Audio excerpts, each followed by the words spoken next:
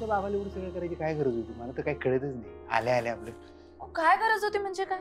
आपण परत आल्याचा आनंद झाला त्यांना, आपण जिंकून आलो म्हणून केलं त्यांनी सगळं.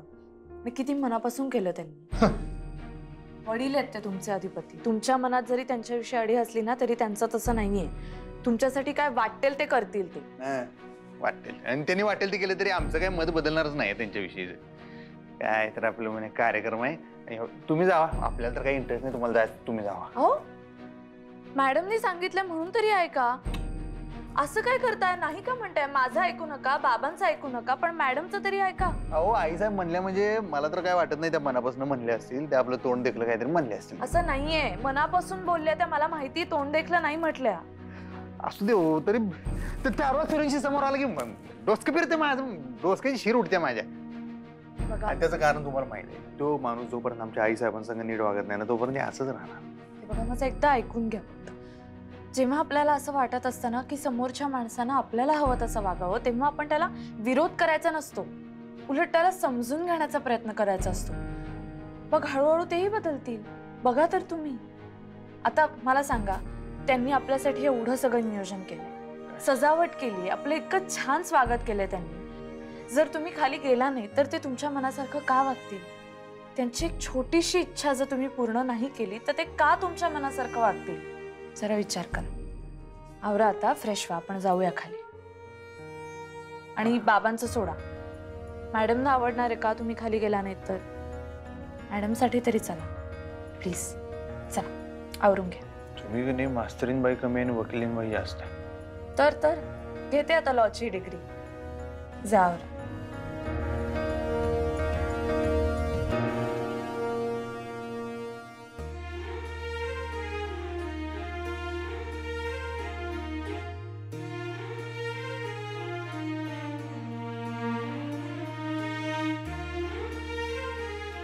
अरे वा, लय जॅक.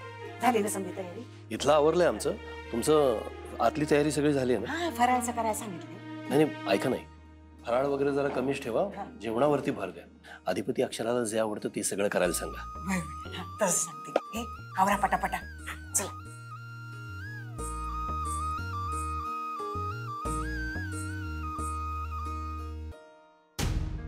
ताई, अगं ते आले की ग खरंच, आणि ते बी जिंकून. वहिना, मावशी, मला बी वाटलं होतं का अधिपती एकटेच परत घरी येते, तो गळ्यातला दोंडा घराबाहेर टाकून. पर ते धोंडा घेऊन आले की ग परत.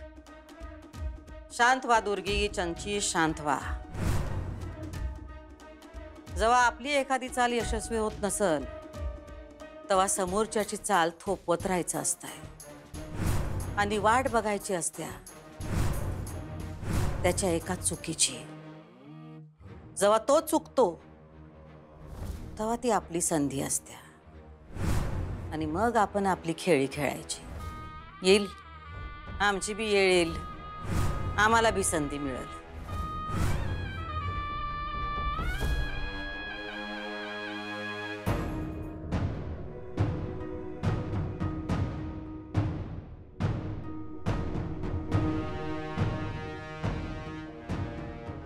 अगं ताई, अगं हे तर मास्तरडीचे दागिने आहेत ना? जायच्या आधी त्यांच्याकडनं काढून घेतले होते, परत नग का द्यायला. ताई, अगं ही परत चूक करू नकस. राहू दे की तुझ्याकडे दागिने, कशाला द्यायलीस तिला? हे बघ दुर्गे, रीतीभाती पाळण्याच्या बाबतीत आम्ही कधीच मागं पडत नाही.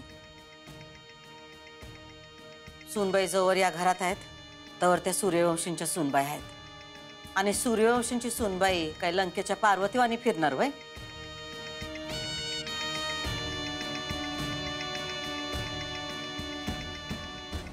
चंचे, ताई जर असंच वागत राहिली तर आपलं काही खरं नाही.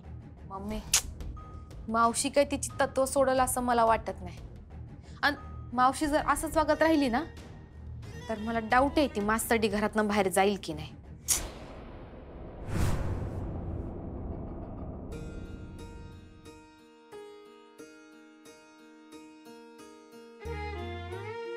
काय काय बघताय? आमचा उगवता सूर्य बघतोय.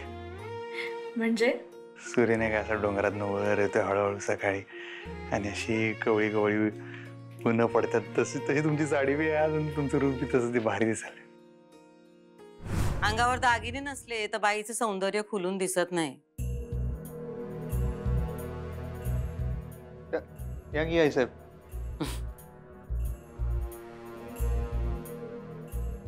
जाताना आम्ही तुम्हाला थांबवलं होतं. तुमच्या अंगावरचे सगळे दागिने काढून घेतले होते. सांगितलं होतं तुम्हाला की तुम्ही जिंकून परत आलात की तुमचे सगळे दागिने तुम्हाला परत देऊ. या तुमचे दागिने. अहो मॅडम, हे सगळं लगेच द्यायची काय गरज होती? असं कसं? त्या घरच्या सुनबाई आहेसा तुम्ही. या कार्यक्रमाला काय तुम्ही लंकेची पार्वती बनून याल काय? घाला ते सगळे दागिने आणि या खाली. या लवकर.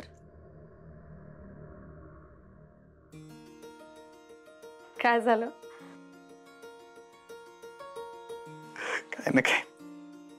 बघितलं आमच्या आई साहेब कशा आहेत. बरोबर त्यांच्या डोसक्यात होतं. एकदम नियमाला पक्क्या. तुमच्या माझ्या तर डोसक्यात होतं काय हे दागिन्यांचं? नाही ना, माझ्या तर अजिबातच लक्षात नव्हतं. त्यांच्या होतं. दिलेला शब्द बरोबर पाळला त्यांनी. म्हणताना आम्ही त्यांच्या शब्दाबाहेर जात नाही. चला तयार होते.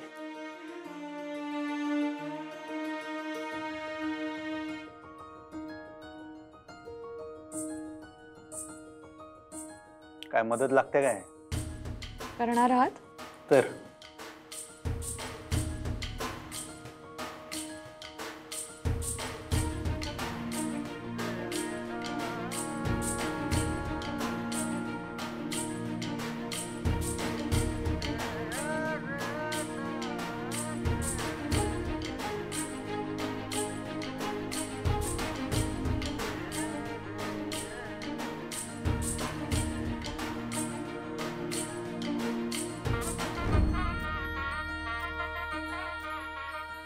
चला.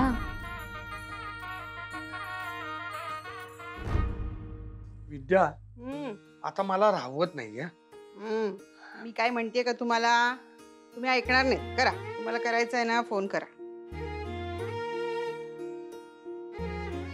अगं फोन लागलाय, रिंग वाजते पण उचलत नाहीये ती फोन. म्हणूनच सांगतेय, सारखा फोन करू नका. तुमचा मिस कॉल बघेल ना तर ती लावेल आपोआप आपल्याला. तुम्ही कशाला उगाच सारखं फोन करायचा? थांब, मी काय म्हणतो, ती कामात असेल ना? हं? मी एकदा परत ट्राय करून बघतो ना. अहो, तुम्हीच म्हणताय ना ती कामात असेल, मग कशाला फोन लावताय तिला? तुमचा कॉल बघून ती करेल ना फोन. नका लावू सारखा. आपण एक काम करूया का? आपण तिच्या घरी जाऊन तिला भेटूया का? मी तर म्हणते त्या दोघांना आपण घरी जेवायला बोलूयात. अगं हो, बोलूयात, पण आजच आलेत ना ते. आत्ताच आलेत ना ते घरी. हो. जरा त्यांना सेटल तरी होऊ देत ना. मी कुठे म्हणतेय त्यांना आजच बोलू म्हणून, पण बोलूयात लवकरच. हो, बोलूया. अगं अधिपतीरावांनी तसं कबूलच केलंय मला. अहो, कसे दिवस जातात आणि कसे दिवस बदलतात नाही का? म्हणजे बघा ना, जेव्हा अक्षरा आणि अधिपतीच्या लग्नाचं चाललं होतं तेव्हा एवढ्या कमी शिकलेल्या मुलाशी लग्न करायचं नाही अशी अक्षराची इच्छा होती. पण नंतर अशा काही घटना घडत गेल्या की अक्षराला लग्न करावं लागलं. तेव्हा माझ्या मनात खूप हुरहुर होती. या दोघांचं कसं पटणार आहे? जमणार आहे काय दोघांचं? कसा करतील संसार? अनेक प्रश्न राक्षसासारखे समोर होते ना. हो ना. अगं सुरुवातीच्या काळात मलाही झोप लागायची नाही ग. पण आता बघा ना, सगळं चित्रच बदलून गेलं नाही. ते म्हणजे अधिपतीराव तर अक्षराच्या प्रेमात होतेच, पण आता आपली अक्षराही त्यांच्या प्रेमात पडली आहे. या दोघांच्या प्रेमामुळे ना आपल्या मनातल्या सगळ्या शंका, सगळे प्रश्न नाहीसे झाले नाही का? अगं मला तर असं वाटतंय देवानीच त्यांची गाठ वरती स्वर्गातच बांधलेली असेल. खरंय हो. ते म्हणतात ना, जे होतं ते चांगल्यासाठीच होतं. अगदी तसं घडलं नाही का? आपण किती काही म्हटलं तरी काही गोष्टी ह्या काळाच्या पडद्यातच दडलेल्या असतात नाही का? योग्य वेळी योग्य त्या प्रश्नांची उत्तरं मिळतात. आता ना मला अक्षराचं टेन्शनच नाही हो. एवढ्या सगळ्या संकटांना सामोरे जाऊन कणखर झाली आपली पोर. खऱ्या अर्थाने तिचा संसार सुरू झालाय हं आता. मला तिचं टेन्शनच नाही आता. अगदी बरोबर बघ. माझ्या मनातलं बोललीस. आता अक्षराचं कसलंही टेन्शन नाहीये. फक्त एक इच्छा आहे, ती पूर्ण झाली ना की सगळं टेन्शन निघून जाईल. आता कोणती इच्छा? थँक्यू. ओंकार, शिवानी, कधी आलात? आत्ता चालू मोठे मालक. पण मोठे मालक, ही कार्यक्रमाची आयडिया आहे ना, ती खूप कमाल आहे. अगं मोठ्या मालकांना एक एक भारी भारी आयडिया सुचतात. अरे मला फक्त आयडिया सुचतात, ते प्रत्यक्षात आणता तुम्हीच. बरं, झाली तयारी? हो, अगदी तुम्ही सांगितले तशीच तयारी झाली. गुड. चला अधिपती अक्षराला बोलवा. हो. अरे ओंक्या, कशा आहात वहिनी? मी बरी आहे. तुम्ही कधी आलात? अरे आत्ता चालू म्हटलं तुमच्या कार्यक्रमात भाग घ्यावा. आणि हे काय रे ओंक्या? ओंकार, बोलत काय बसलायस? सॉरी भावा, अभिनंदन. अरे अभिनंदन तुमच्या दोघांनाही. अभिनंदन. काय मला काय बुके बिके होई. कमाले भावा, एवढी कुस्तीची स्पर्धा जिंकून आलायत तुम्ही. आणि कुस्तीचं सोड, अरे एवढं मोठं 10 दिवसाचं चॅलेंज पार केलंय तुम्ही. म्हणून फुल ना फुलाची पाकळी म्हणून अभिनंदन नको का करायला तुमचं? मला कुठेतरी मोठी लढाई, कुठेतरी युद्ध जिंकून आल्यावर करायला लागलेत बरं काय.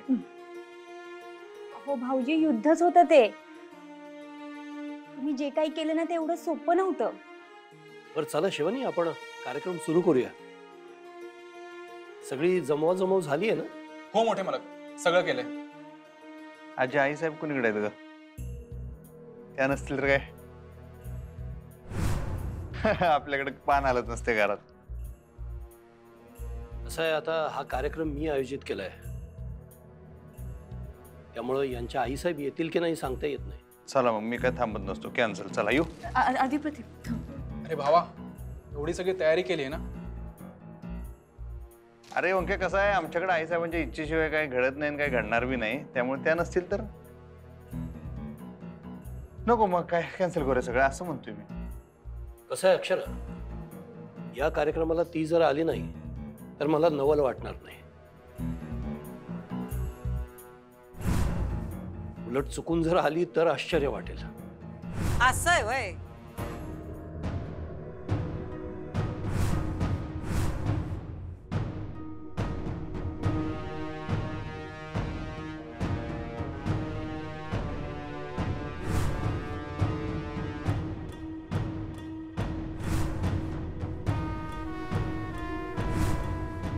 इथंच चुकलं नव तुमचं. हा, इतकी वर्ष आम्ही इथं राहतोय, पण तरी बी तुम्ही आम्हाला ओळखू शकला नाहीत. नुसता वरचा पापुद्रा बघता आणि काहीतरी विचार करता. जर आम्हाला समजून घेतलं असतं, आमच्याबद्दल चांगला विचार केला असता, तर आज असं बोलला नसतात तुम्ही. अहो, आजवर आम्ही या घरच्या भल्याचा, आनंदाचाच विचार केलाय हो. आणि आजचा यो कार्यक्रम तुम्ही जरी आयोजित केलेला असला तरी घरचे सगळेजण आनंदाने त्याच्यात सामील होणार आहेत. मग आम्ही कशाला आडवं जाऊ? हा, अहो, आमचा लेक जिंकून आलाय, त्याच्या आनंदात तुम्ही जे काय कराल ते आम्हाला मान्यच असेल. त्याच्यात आम्ही सहभाग घेणारच. कारण जिथं अधिपती आहेत त्यांच्या भल्यासाठी काही गोष्टी होत्यात म्हणल्यावर आम्ही तिथं असणारच. हे तुम्ही कायम ध्यानात ठेवा. कोण काय बी म्हणून दे, खरं गॅरंटी होती मला तुम्ही येणार म्हणून. आणि आता या तुम्ही ज्या गोष्टी सांगितल्या का नाही, त्याच्यासाठी तुम्ही येणार मला माहित होतं. चला मग, आपण सगळे जमलोच आहोत तर बसून घेऊया आणि कार्यक्रमाला सुरुवात करूया. हो, पण अजून सगळे आलेत कुठे? आलोय आम्ही आलोय की दोघी. ते ते नव घरगुती कार्यक्रम आहे नव. मग हे दोघं कशा बाई?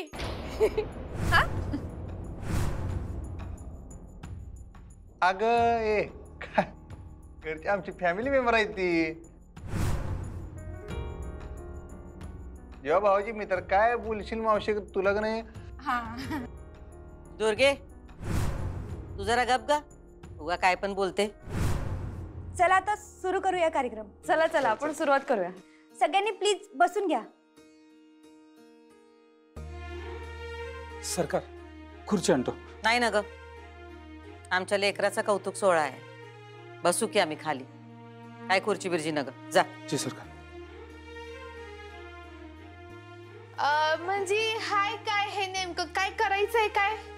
ते सगळं मोठे मालक सांगतील. सांगतो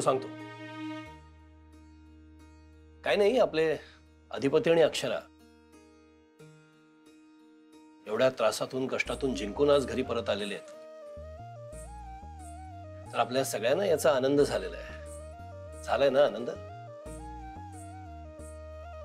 तर त्या निमित्तानं म्हटलं की सगळ्यांनी एकत्र यावं, एकत्र हसत खेळत वेळ घालवावा, आणि म्हणून या कार्यक्रमाचं आयोजन केलेलं आहे. फार काही नाहीये, थोडी गंमत करायची आहे, हसायचंय, खेळायचंय, एवढीच प्रस्तावना होती, बाकी काही नाही. बाळा तू सुरू कर पुढचं. चला मग टाळ्या होऊन जाऊ द्यात.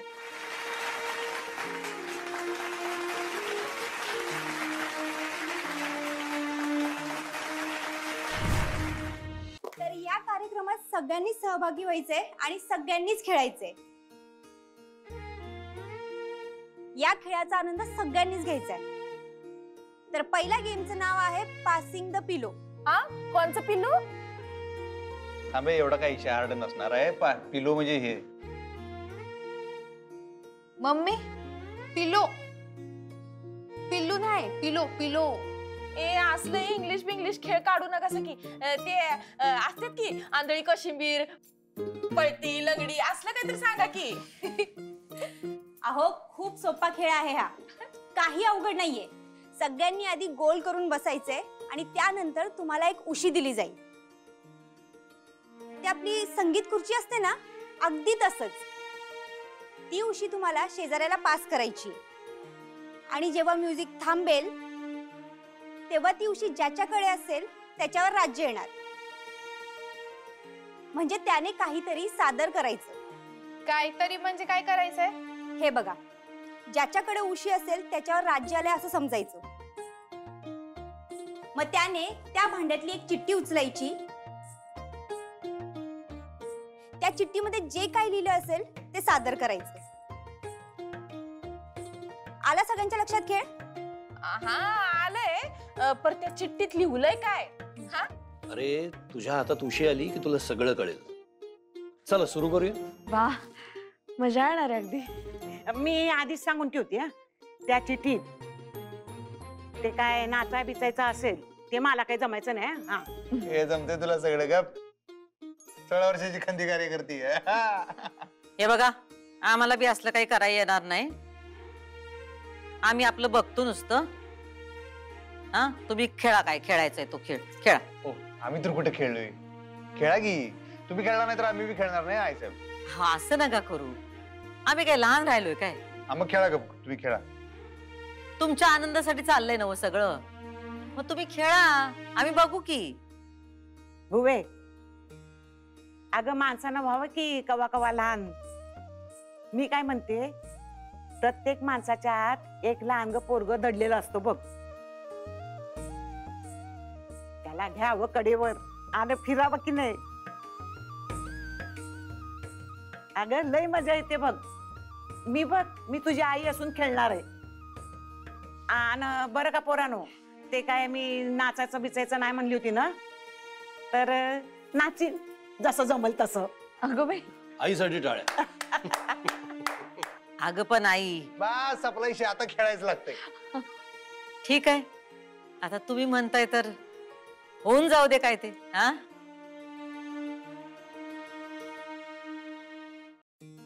ओमकार, म्युझिक सुरू कर. पंक्या, चला, 1 2 3 गो.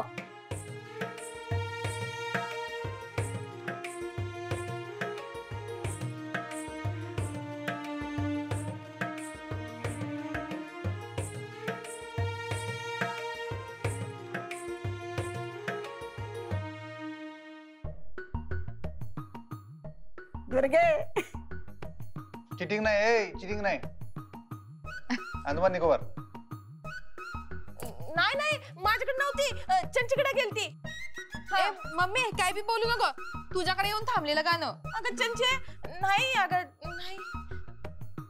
बरं आता काय करायचं, माझ्यावरच आलंय पहिलं राज्य. सांगा काय करायचंय? अहो ती चिठ्ठी उचला ना. हा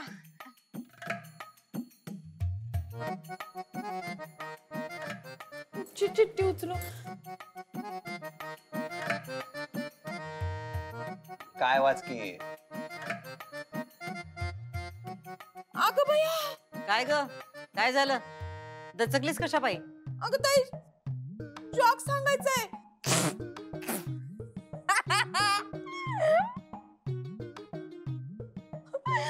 मम्मी अगं तू काय जरी बोलीस तरी जोकच होणार आहे. हे गप काय.